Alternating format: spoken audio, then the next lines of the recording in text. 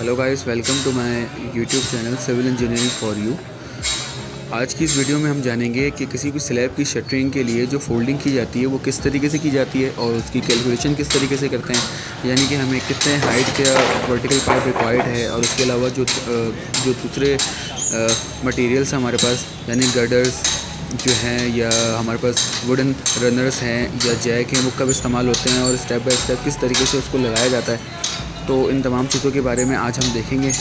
तो ये वीडियो काफ़ी इन्फॉर्मेटिव होने वाली है, काइंडली इस वीडियो को एंड तक देखिएगा। तो चलिए इस वीडियो को स्टार्ट करते हैं। जी, तो सबसे पहले हम जो है वो इस फोल्डिंग की कैलकुलेशन देख लेते हैं कि इसकी कैलकुलेशन किस तरीके से की जाती है। ठीक है, तो हमारे केस में हमारे पास जो राफ्ट है, तो राफ्ट का लेवल हमारे पास है -31 फीट 6 इंचेस और जो हमारी रिक्वायर्ड स्लैब है जिसकी हमें फोल्डिंग करनी है उसका लेवल हमारे पास है -26 फीट 0 इंचेस। ठीक है, तो इन दोनों लेवल का जो हमारे पास डिफरेंस है वो आ गया 5 फीट 6 इंच। ठीक है, अच्छा, ये जो -26 फीट 0 इंचेस होता है ये असल में कंक्रीट टॉप होता है। ठीक है ना, यानी कि कंक्रीट होने के बाद जो फाइनल लेवल आता है ये वो लेवल होता है। तो हमारे पास जो कंक्रीट है वो 8 इंच की है। तो अगर मैं 8 इंच की कंक्रीट अगर माइनस करता हूँ तो ये जो मेरे पास लेवल का डिफरेंस था उसमें से अगर मैं 8 इंच माइनस करता हूँ तो मेरे पास बचता है 4 फुट 10 इंच। ठीक है, तो यानी कि अब मुझे जो भी कैलकुलेशन करनी है फोल्डिंग के लिए वो मुझे 4 फुट 10 इंच के हिसाब से करनी है कि मुझे ये इसकी रिक्वायरमेंट को फुलफ़िल करना है। तो मेरी फिर जो है वो इसकी शटरिंग पूरी हो जाएगी फोल्डिंग होने के बाद। ठीक है, अच्छा, आप ये देख रहे होंगे मैंने यहाँ पे लिखा हुआ है प्लाई लेवल। ठीक है ना, तो असल में होता है कि 8 इंच जब आप कंक्रीट माइनस करोगे तो जाहिर सी बात है आप उसके प्लाई के लेवल पर पहुँच जाओगे कि जब आप शटरिंग करते हुए उसकी प्लाई लगाते हो। ठीक है ना, तो ये मैंने वो लिखा हुआ है प्लाई लेवल।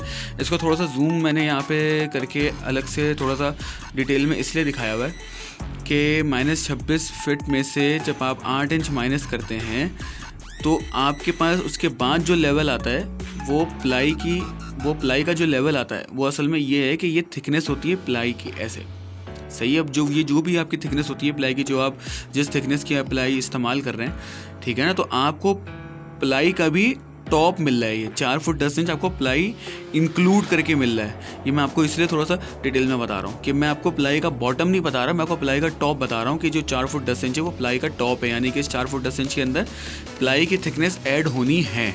ठीक है, तो अब हम देख लेते हैं कि 4 फुट 10 इंच की हम कैलकुलेशन कैसे फुलफ़िल करेंगे। अब हमारे पास इसमें बहुत सारी चीज़ें होती हैं, जैसे कि वर्टिकल पाइप इसमें लगते हैं, इसमें गर्डर्स लगते हैं, इसमें बाई लगती है। अब ये चीज़ें क्या होती हैं वो आगे चल के मैं आपको वीडियो में बताऊंगा। ठीक है, फिर इसमें बल्ली होती है, यानी कि ये मैंने आपको बताया था कि वुडन रनर्स होते हैं हमारे पास। ठीक है, फिर प्लाई हमारे पास इस्तेमाल होती है। ठीक है, तो सबसे जो मेन चीज़ें जो 70-80% जो आपका काम करता है वो वर्टिकल पाइप करता है। ठीक है, अब मेरे पास साइड पे 4 फुट 6 इंच का वर्टिकल पाइप मौजूद है। तो 4 फुट 10 इंच में से मैंने 4 फुट 6 इंच का जब वर्टिकल पाइप खड़ा कर दिया, ठीक है, यानी कि मैंने 4 फुट 6 इंच का एक वर्टिकल पाइप खड़ा कर रहा हूँ। ठीक है, तो 4 फुट 6 इंच का हिस्सा तो मैंने कवर कर लिया इसमें से। अब कितना बचा? 4 इंच।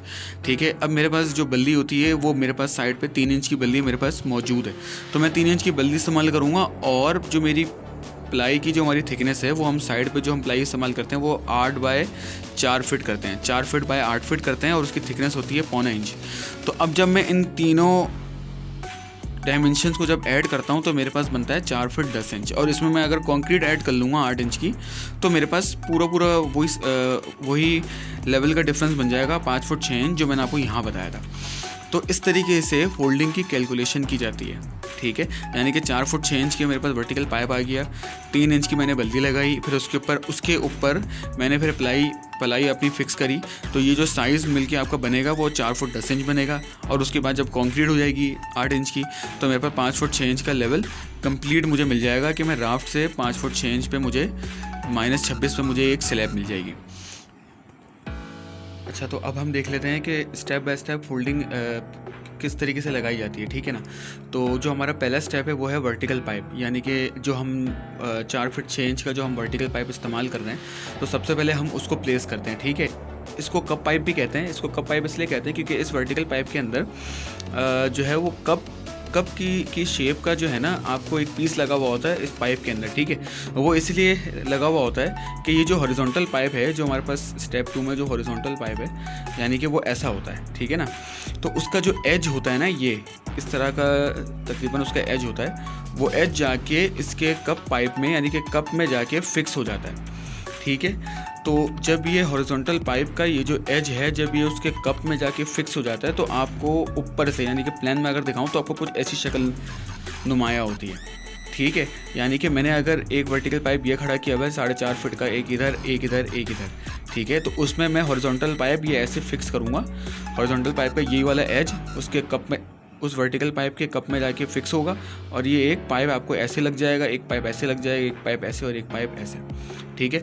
तो स्टेप 1 और स्टेप 2 मैंने आपको दोनों एक साथ बता दिया कि स्टेप 1 में ये मैंने वर्टिकल पाइप खड़े किए, और उसके बाद हॉरिजॉन्टल पाइप मैंने उसके साथ ऐसे करके फिक्स कर दिए, ठीक है। अब देखिए मैंने एक चीज़ यहाँ पे लिखी हुई है कि डिफरेंट लेंथ के हैं और as per requirement on site, यानी कि अब ये मैं 8 फीट का वर्टिकल हॉरिजॉन्टल पाइप इस्तेमाल कर रहा हूँ या इधर 4 का इस्तेमाल कर रहा हूँ, ये सब टोटली डिपेंड करता है कि आपके ड्राइंग के अंदर जो स्लैब हैं, यानी कि जो गाला है, उस गाले का साइज़ क्या दिया हुआ है या फिर बीम कितने डिस्टेंस पे दिया हुआ है। तो ये टोटली डिपेंड करता है कि आपके साइड पे क्या रिक्वायरमेंट है, उसी हिसाब से आप यहाँ पे पाइप इस्तेमाल करते हैं। यानी कि मैं 8x4 के हॉरिजॉन्टल पाइप इस्तेमाल कर सकता हूँ, या 4x4 की भी इस्तेमाल कर सकता हूँ, 6x6 के, 6x4 के या 6x8 के, ये टोटली डिपेंड करता है, ठीक है।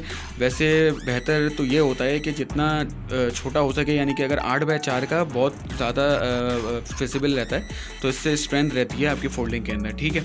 तो स्टेप 1 और स्टेप 2 हमने दोनों कवर कर लिया। स्टेप 3 में पर हमारे पास होता है हॉरिजॉन्टल पाइप, जिसको साइड के लैंग्वेज में हम बाई कहते हैं। ये भी हॉरिजॉन्टल पाइप है।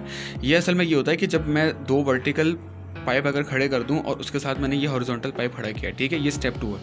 तो एक और हॉरिजॉन्टल पाइप हम थोड़े से डिस्टेंस पे ऊपर लगाते हैं, इसको कहते हैं हम बाई, ठीक है। ये क्यों लगाते हैं, ये इसलिए लगाते हैं ताकि स्टेप 4 में ये जो गार्डर मैंने लिखा है, ये गार्डर इस पाइप के ऊपर प्लेस हो जाए। जैसे कि ये देखें, ये मैंने आपको बताया कि ये वर्टिकल पाइप है, उसके साथ ये बाई है, उस बाई के ऊपर आपके पास ये गार्डर हम प्लेस करते हैं, ठीक है। अच्छा, आपको मैंने याद होगा कि इस 4 फुट 10 इंच की कैलकुलेशन में मैंने आपको किसी भी जगह पे ये नहीं लिखा हुआ कि मैंने गार्डर 7 इंच का इस्तेमाल किया है, ठीक है ना। वो इसलिए नहीं लिखा है क्योंकि वो वर्टिकल पाइप के अंदर ही गार्डर इस्तेमाल हुआ है, इसलिए मैंने इसकी अलग से कैलकुलेशन इसमें शो करी हुई, यानी कि 4 फुट 6 इंच के अंदर ही गार्डर का भी साइज़ मौजूद है, तो इसलिए मैंने इसके अंदर यहाँ पे कोई गार्डर का सेक्शन ऐड नहीं किया हुआ।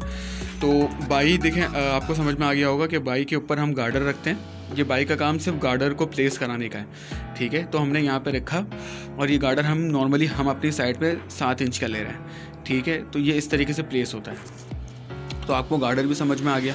फिर इन गार्डर्स के ऊपर हम वुडन रनर्स, यानी कि जिसको मैं बल्ली कहता हूँ, वो बल्लियाँ हम रखते हैं। यूजुअली हम अपनी साइड पे इसको 3 इंच की इस्तेमाल करते हैं, इसलिए मैंने कैलकुलेशन में इसको 3 इंच लिया था, ठीक है। फिर वुडन रनर्स आते हैं, फिर उसके ऊपर देन प्लाईवुड्स आते हैं हमारे पास जो 1.25 इंची के हैं, और इस तरीके से हमारी फोल्डिंग विद शटरिंग कंप्लीट हो जाती है। बस फिर उसके बाद स्टील फिक्सिंग का काम होता है और कंक्रीट की जाती है।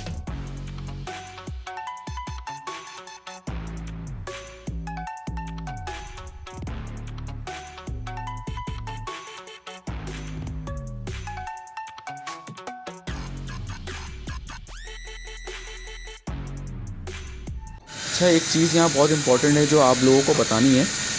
जैसे हमारे केस के अंदर जो स्लैब की हाइट है वो काफ़ी कम है, 5 फुट 6 इंच है। तो यहाँ पर हम लोगों ने वर्टिकल पाइप की जो हाइट सेलेक्ट करी है वो इस तरीके से की है कि हमें जैक का इस्तेमाल नहीं करना पड़ा, ठीक है ना। जैक हमारा पूरा प्रॉपर लोहा होता है, तो उसका हमें इस्तेमाल नहीं आया।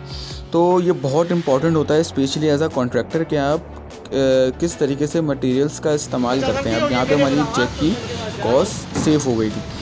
तो आई होप ये वीडियो आपको पसंद आई हो। इस वीडियो को लाइक करें, शेयर करें, चैनल को सब्सक्राइब करें। सी यू नेक्स्ट टाइम। अल्लाह हाफिज़।